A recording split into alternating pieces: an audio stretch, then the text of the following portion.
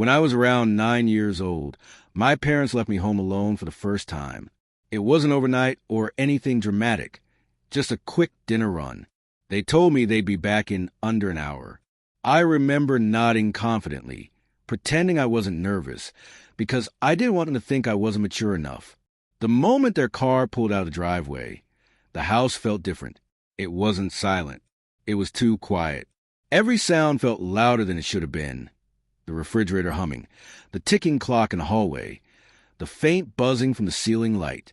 I sat on the living room floor with the TV on, volume higher than usual. Even though I wasn't really watching, our house was small but long, with a narrow hallway that connected the bedrooms to the living room. From where I was sitting, I could see straight down that hallway into darkness. I didn't like that, so I closed the door to my parents' room to block part of the view. About 20 minutes passed without anything happening. I started to relax. That's when I heard the first noise. It sounded like a footstep. Not loud, just a soft creak, like someone shifting their weight. I froze, staring down the hallway. I told myself it was a house settling. Old houses make noise. That's what adults always say. Then it happened again, this time closer. I muted the TV. The silence rushed in instantly, thick and uncomfortable. I held my breath, listening. Nothing. I almost laughed at myself. Then I heard it clearly. Someone was walking. Slow footsteps, one at a time, moving from the back of the house toward the hallway. I stood up, my heart pounding so hard I could feel it in my throat. I called out for my parents, knowing they weren't home, hoping I'd hear my own voice echo back and prove I was being stupid.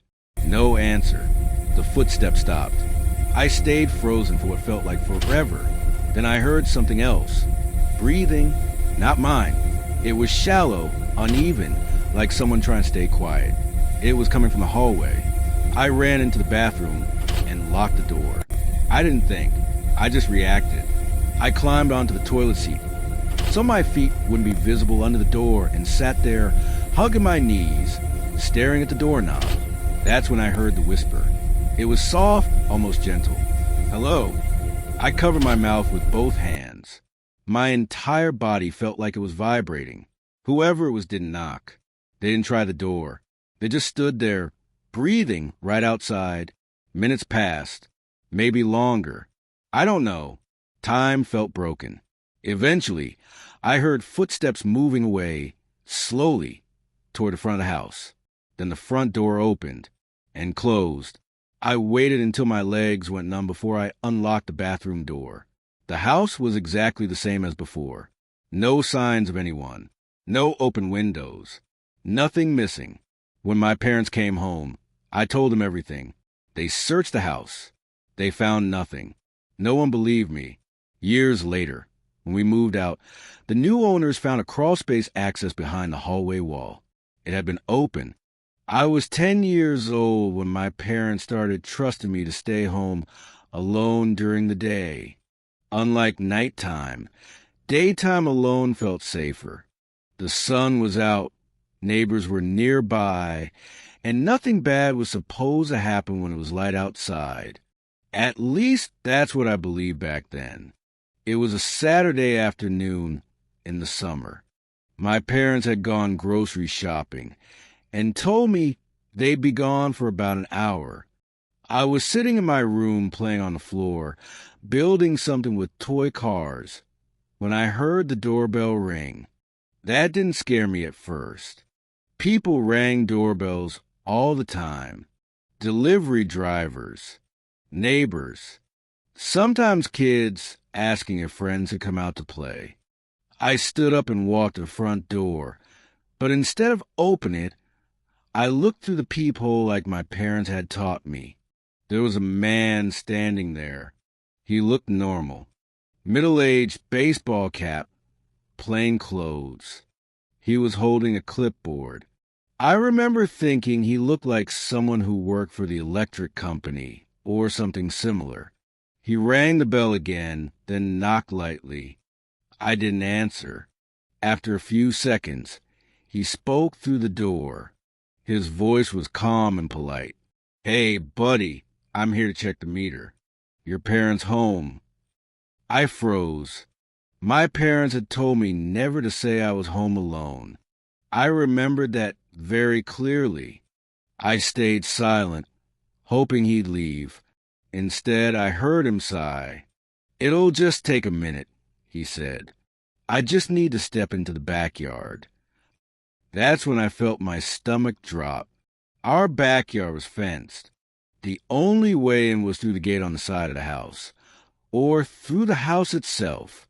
I hadn't heard any gate open. A few seconds later, I heard footsteps moving along the side of the house. I ran to the window and peeked through the curtains. He was already in our backyard. I don't know how he got there so fast. I backed away slowly, my heart pounding. I didn't know what to do. I considered calling my parents, but I didn't want to panic them if this was nothing. That hesitation still haunts me. From the backyard, I heard him testing the back door handle. Once, twice, then he knocked. "Hey!" he called out again, his voice slightly different now, less friendly. "I know you're in there." I ran to my room and locked the door. My hands were shaking so badly I could barely hold the phone as I called my mom. While it rang, I heard footsteps inside the house. Slow, careful, he had found a way in. I stayed completely still, sitting on my bed, staring at the door. The footsteps moved through the hallway, stopping just outside my room. I heard him breathe on the other side. Not heavy breathing, controlled breathing. Patient, he spoke quietly. "You don't have to be scared. I just want to talk."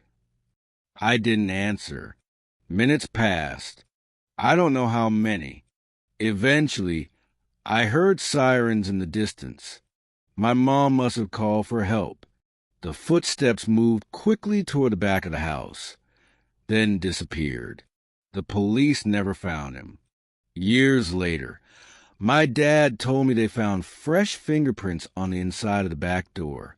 He had been inside longer than I realized.